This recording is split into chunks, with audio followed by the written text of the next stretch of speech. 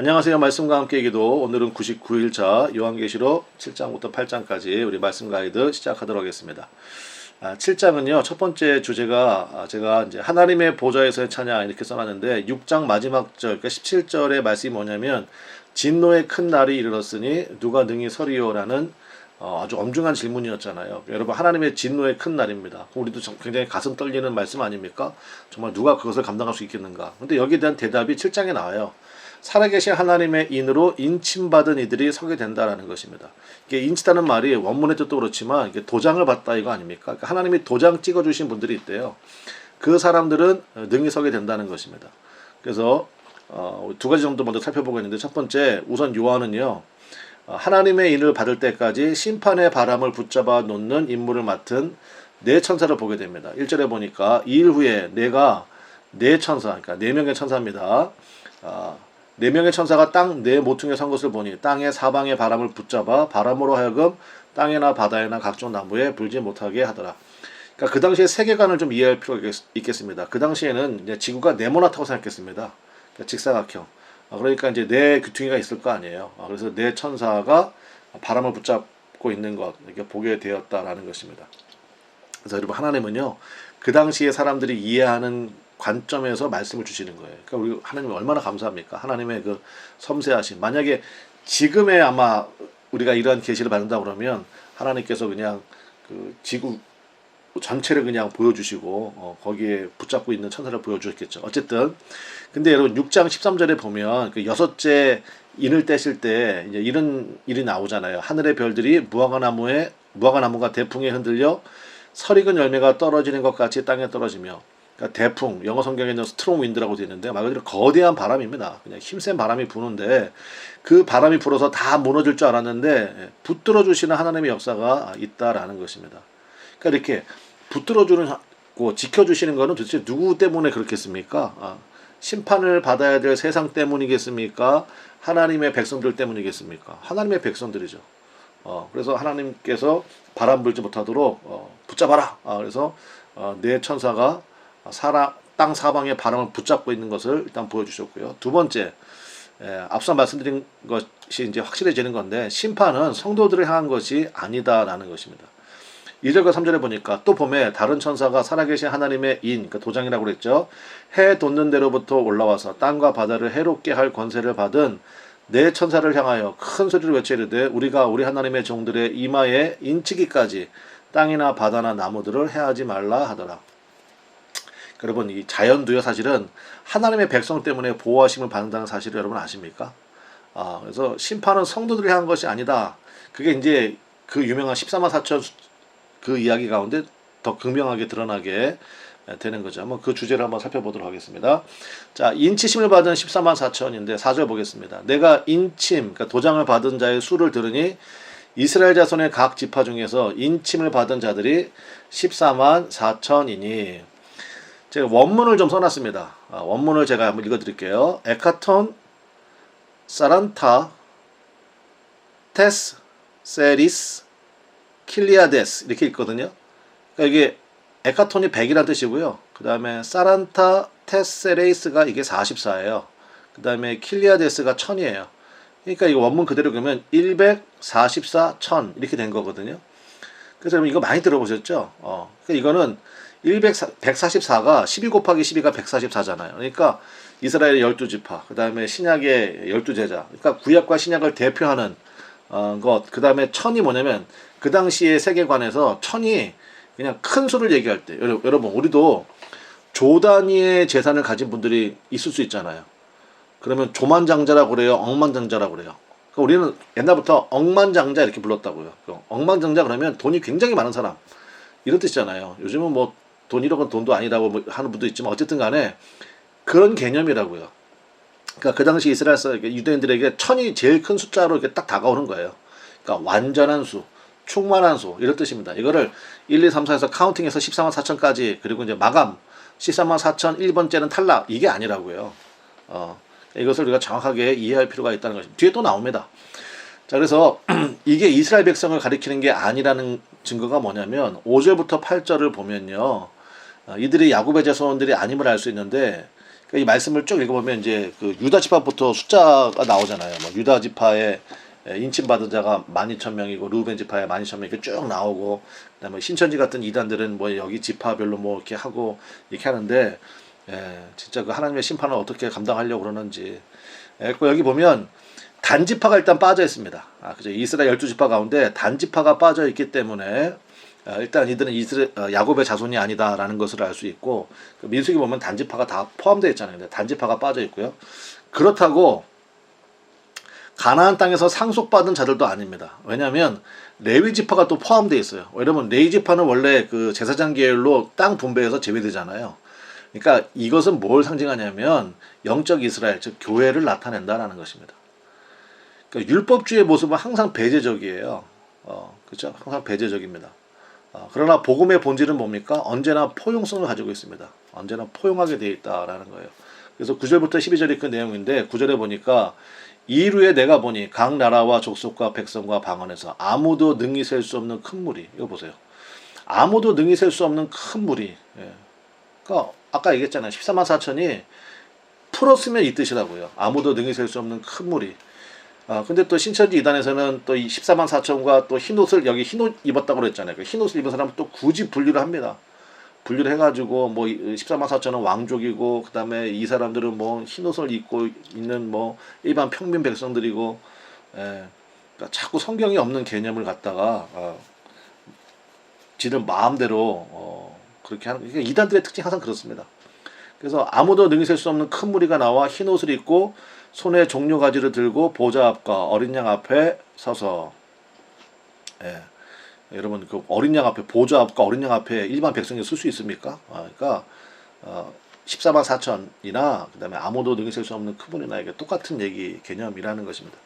14절 보니까 내가 말하기를 내 주여 당신이 아시나이다 하니 그가 나에게 이르되 이는 큰 환난에서 나오는 자들인데 어린 양의 피에 그 옷을 씻어 희게 하였느니라. 여러분, 어린 양의 피에 그 옷을 씻었다. 이게 뭐예요? 우리들 얘기하는 거 아니에요? 예수 믿는 사람들? 오직 예수 그리스도 십자가의 보혈을 의지하는 사람들 얘기하는 거 아닙니까? 그럼 여기서 말하는 큰 환난이 뭐냐면, 이 큰 환난에 대한 해석이 두 가지가 있습니다. 근데 여기서 간단히 말씀드리면, 예수님의 초림부터 예수님의 다시 오는 재림 사이의 환난을 얘기합니다. 그러니까 뭐 마지막 때에 임하는 큰 뭐 특별한 시간의 환난이라기보다도 예수님의 초림부터 재림 사이에, 그러니까 여러분 아시잖아요. 제가 오늘도 어느 성도를 만났는데, 그분도 그런 경험을 말씀하시더라고요. 중국에서 오랫동안 사셨거든요. 그분의 결론이 뭐냐? 중국은 공산당이다. 그래서 막 교회를 통폐합시켜버린대요. 자기들 정부에서 그냥 여기 있는 교회, 여기 있는 게, 여기 있는 게 하고 합쳐버려. 이런 식으로. 그리고 이제부터 뭐 다 통제받아. 이런 식으로. 그게 환난 아닙니까? 그러니까 그 환난은 지금도 여러분 세계 곳곳에서 지금도 계속해서 일어나고 있습니다. 우리 한국은 너무 평안하죠. 그러니까 언제까지 평안할지는 모르겠지만, 그러니까 그런 감사함이 있다라는 것입니다.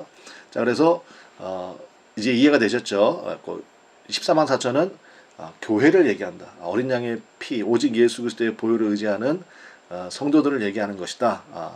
거기에 확고하게 여러분 말씀 가운데 깊이 뿌리를 내리시면 뭐 이단들의 뭐 여러 가지 말도 안 되는 그런 것에 휘둘릴 이유가 전혀 없죠.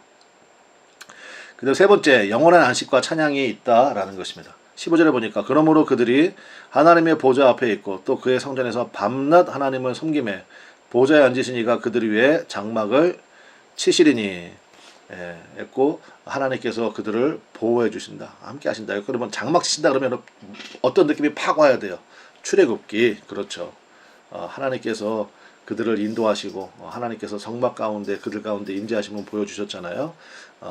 그 개념이 또 이제 8장에도 나오는데 17절 보겠습니다. 이는 보좌 가운데 계신 어린 양이 그들의 목자가 되사 생명수 샘으로 인도하시고 하나님께서 그들의 눈에서 모든 눈물을 씻어주실 것입니다. 영원한 안식과 찬양과 하나님께서 주시는 귀한 생명의 역사를 우리 가운데 준비해 놓으셨다라는 것입니다.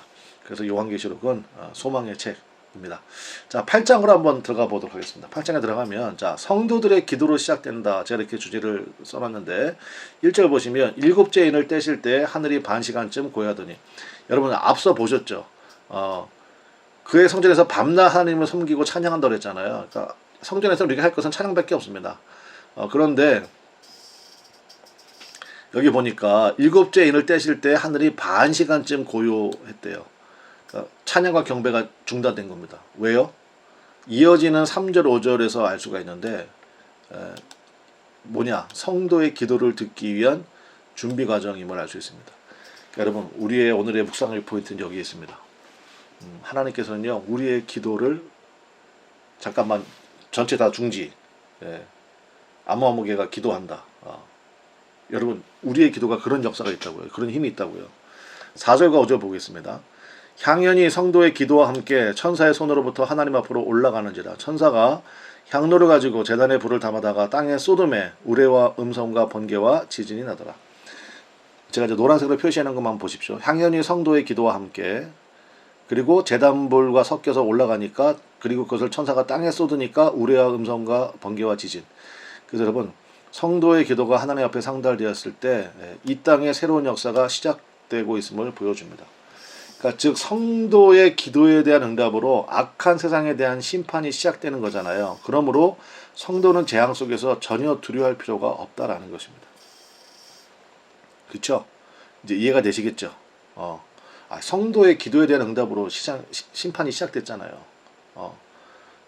그러면 그 성도가 재앙 속에서 같이 고통을 당하겠습니까? 그럴 리가 없다라는 거죠. 자, 그래서 이제 일곱 나팔이 이제 시작이 되는데 8장 7절부터 11장 19절까지입니다.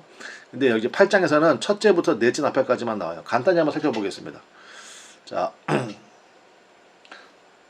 첫째 나팔입니다. 8장 7절에 나오는데 우박과 불과 피가 땅에 떨어져서 땅의 3분의 1이 불에 타는 일이 벌어지고요. 둘째 나팔을 보니까 불타는 산이 바다에 던져져 바다의 3분의 1이 피가 되고요. 셋째 나팔을 보니까 불타는 별이 강과 샘에 떨어져 강과 샘의 3분의 1이 쓴물이 되고요. 넷째 나팔을 보니까 해, 달, 별의 3분의 1이 어두워진다. 제가 좀 빠르게 읽었는데요. 이유가 뭔지 아시겠습니까? 여러분 보세요.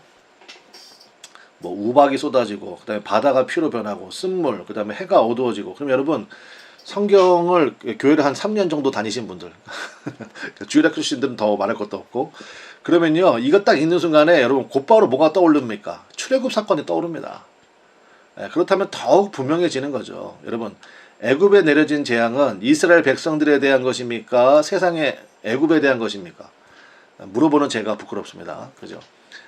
애굽에 대한 것이었잖아요. 마찬가지로 심판의 대상은요, 하나님을 대적하는 세상이라는 것입니다. 더 분명해지는 거죠. 그러면 적용은 이렇게 하면 좋겠습니다. 자연계에 내려지는 재앙을 통해서 우리 성도들이 깨달을 건 뭡니까? 곧 끝이 오는구나.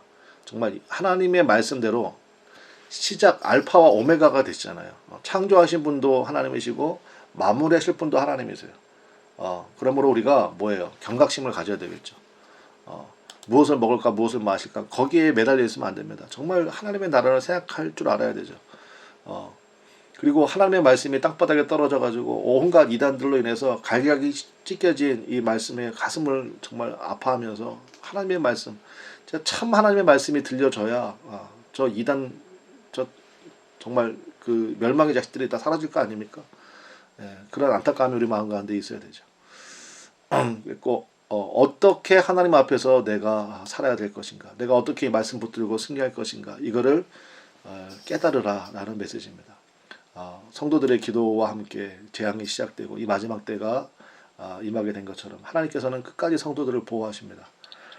그러므로 우리가 깨어있는 믿음으로 하나님 앞에 한 영혼이라도 주님 앞에 바르게 이끌 수 있도록 깨어있는 또 말씀 가운데 주님과 늘 하나 되어 있는 우리 모두가 되시기를 간절히 바랍니다. 우리 내일 뵙도록 하겠습니다. 감사합니다.